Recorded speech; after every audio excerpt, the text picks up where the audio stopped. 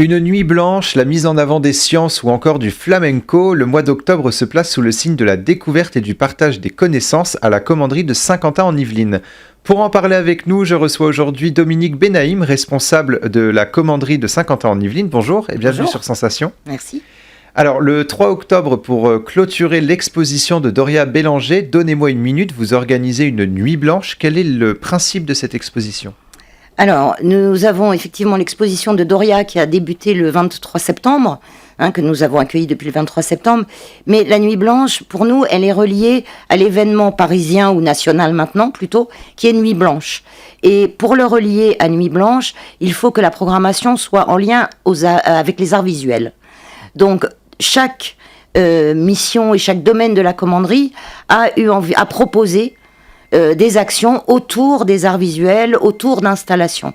Donc nous allons accueillir dans toute la commanderie un certain nombre d'installations et nous finirons par le 3 octobre. Le 3 octobre, voilà, avec effectivement l'exposition Donnez-moi une minute de Doria qui clôturera ce temps fort du 3 octobre. Et justement, alors les expositions ont pris une ampleur assez importante et aujourd'hui, on voit arriver aussi de l'audiovisuel. C'est quelque chose qui vous tient à cœur aussi de présenter des expositions plus modernes ?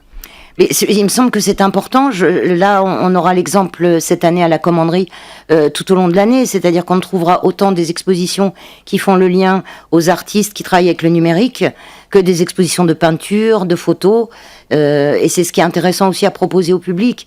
C'est tout un panel d'artistes différents. Alors, autre temps fort de ce mois d'octobre, les 10 et 11 octobre de 14h à 18h, la fête de la science s'invite à la commanderie. C'est important pour vous de mettre la science en avant ? Tout à fait. Alors, juste une petite précision, la fête de la science, c'est pareil, on se rattache toujours à un événement national. La fête de la science, elle aura lieu du 2 au 12 octobre. Et donc, pendant ce temps-là, les sciences proposent différents ateliers, différentes rencontres, mais les 10 et 11 à la commanderie, c'est le village des sciences.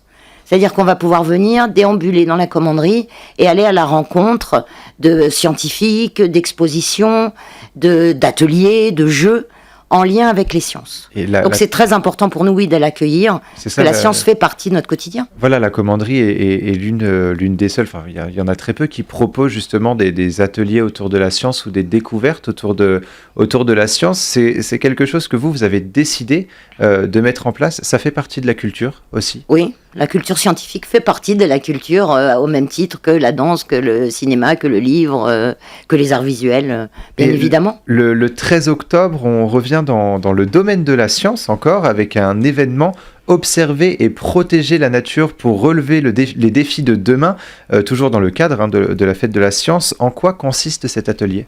Alors, en fait, c'est une table ronde. C'est une table ronde qui est proposée aux professionnels de l'enfance. Et nous allons accueillir 2 invités, une photographe animalière et une personne de la réserve naturelle qui va nous présenter tous les outils pédagogiques à destination de l'enfance et qui peuvent être mis à disposition de ces professionnels de l'enfance. Le 17 octobre, un atelier de danse sur le flamenco est proposé à la commanderie. C'est de 14h à 17h. Qu'est-ce que les participants pourront apprendre pendant ce stage ?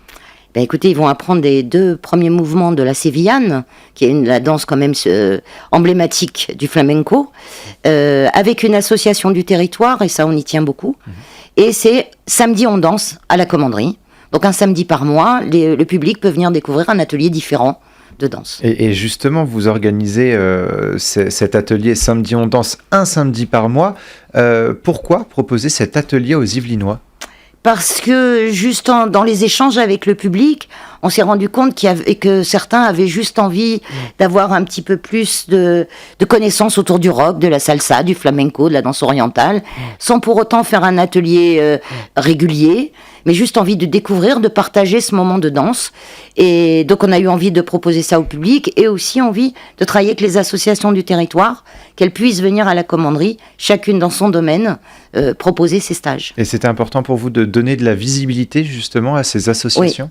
Oui. Non seulement c'est important déjà de leur donner de la visibilité, mais c'est aussi tout un travail qu'on mène tout au long de l'année. C'est un échange en fait. C'est leur donner de la visibilité, nous donner de la visibilité, échanger nos publics, partager nos publics sur certaines actions.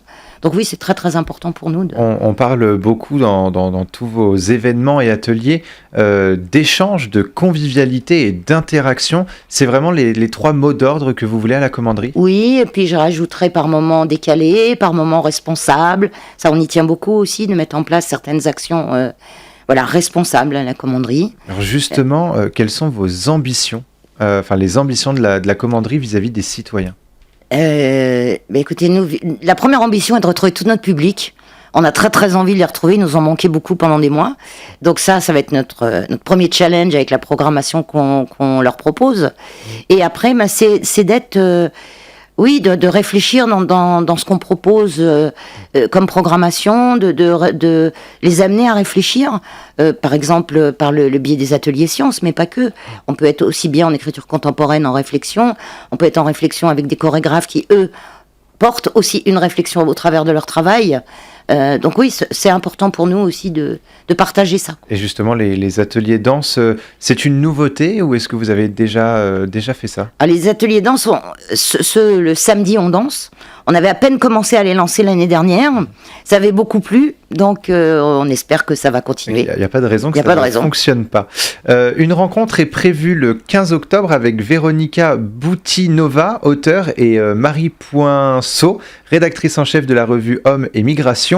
Quel est le sujet de cette rencontre? On va être sur les écritures autour de l'exil et de la migration. C'est important parce que ça va annoncer au mois de novembre la semaine des écrivains empêchés et persécutés. Et donc, elles sont auteurs et responsables et rédactrices en chef d'une revue qui traite de l'immigration et de l'exil.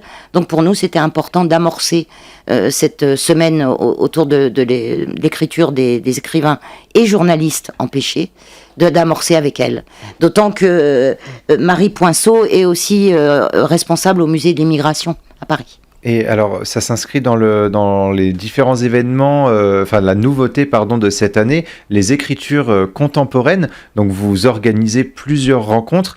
C'est principalement de la littérature. C'est important aussi, la littérature dans la culture? La littérature, l'écriture aussi. Et la littérature raconte beaucoup de choses de notre monde. Donc oui, c'était important de faire découvrir et rencontrer des auteurs autour de différents sujets. Là, le service écriture contemporaine est en train d'organiser un programme différent par trimestre. Donc là, on est beaucoup sur ce premier trimestre autour des écritures de l'exil, de l'émigration, du déplacement. Vous aurez un autre programme, je viendrai vous le présenter au 2e et 3e trimestre. On va pas tout dire. Non. Le 31 octobre, un atelier parents-enfants est proposé en collaboration avec l'association Ville Verte. Pour l'occasion, parents et enfants construiront ensemble un hôtel à insectes. Est-ce que c'est pour préparer l'hiver et protéger les insectes du froid? On est pour protéger effectivement les insectes et on rejoint le côté, la commanderie responsable et ce qu'on propose aussi comme activité. Donc oui, ça nous semble important d'apprendre avec des matériaux de récupération, construire un hôtel à insectes et de pouvoir les mettre après, de les mettre dans son jardin, sur son balcon. Donc il y a un côté aussi un petit peu environnemental finalement dans certains événements. C'est aussi important de montrer l'importance de l'environnement aux enfants. Je crois que c'est un travail des tout petits, c'est toujours. Je crois qu'il faut effectivement des tout petits les sensibiliser. Et je trouve que par l'intermédiaire d'ateliers comme ça, qui sont des ateliers parents-enfants, ça permet aussi de transmettre entre eux. Et c'est important ce rapport ensemble autour de l'environnement, de la nature. Et est-ce que vous avez un événement dont on n'aura peut-être pas parlé à conseiller aux Yvelinois? Alors moi j'ai envie de leur donner rendez-vous pendant le Village des Sciences. Tout simplement parce qu'on a un petit peu changé les paramètres du Village des Sciences, que la thématique de cette année, c'est l'observation scientifique et surtout, quel est le rapport de l'homme à la nature. Et donc, on travaille beaucoup autour de la nature, que ce soit en conférence, que ce soit en rencontre, en atelier, en installation ludique. Voilà, moi j'ai envie de leur donner rendez-vous les 10 et 11 octobre à la commanderie. Et vous êtes fier de la programmation autour de la science, justement? Oui, moi je trouve que, moi je suis toujours très contente de l'équipe et du travail mené parce qu'il y a un grand travail de réflexion dans tous les domaines et que ça aboutit. Voilà, donc oui, je suis ravie du travail mené par l'équipe. Moi j'aime beaucoup l'équipe. Et on espère qu'il y aura du monde. Merci beaucoup, Dominique Benaïm, d'avoir été avec nous. Je rappelle que vous êtes responsable de la commanderie de Saint-Quentin en Yvelines. On peut retrouver toutes les informations sur le site lacommanderie.sky.fr. Et pour revoir ou réécouter cette émission, rendez-vous sur notre site et application Radio Sensation.